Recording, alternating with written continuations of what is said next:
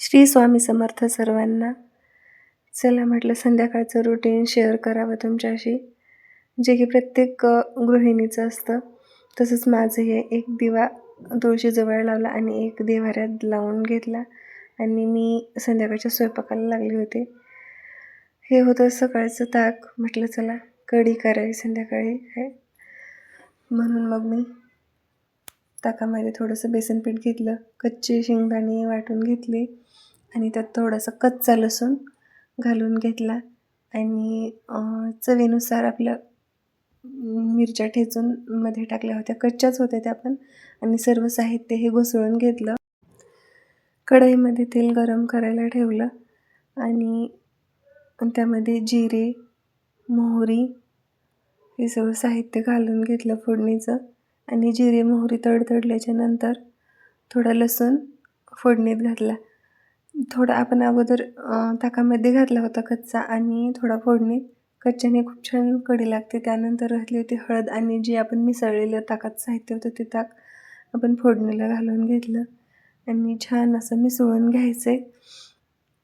आणि त्यात चवीनुसार मीठ घालायचं आणि त्याला छान अशी एक उकळी काढून घ्यायची आणि त्यात हिरवीगार अशी कोथिंबीर घालायची.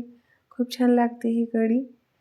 नक्की एकदा ट्राय करून बघा माझ्या पद्धतीने. एकदम सोपी सिंपल साधी रेसिपी आहे ही, जे की मी सततच करत असते. ह्याच पद्धतीनं करते मी ही कढी, म्हणून म्हटलं चला तुमच्याशी पण शेअर करावं. आणि कढी झाल्याच्या नंतर मी त्याच्यासोबत केल्या होत्या ह्या बाजरीच्या भाकरी खायला.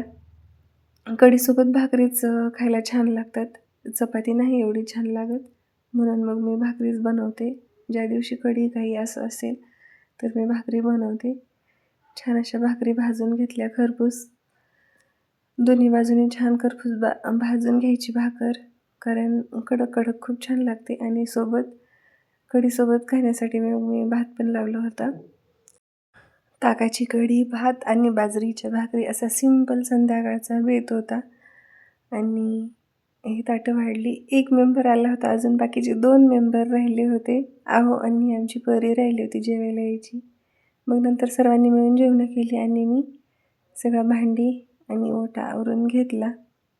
व्हिडिओ आवडला तर नक्की कमेंट करून सांगा. चला भेटू पुढच्या व्हिडिओमध्ये. बाय.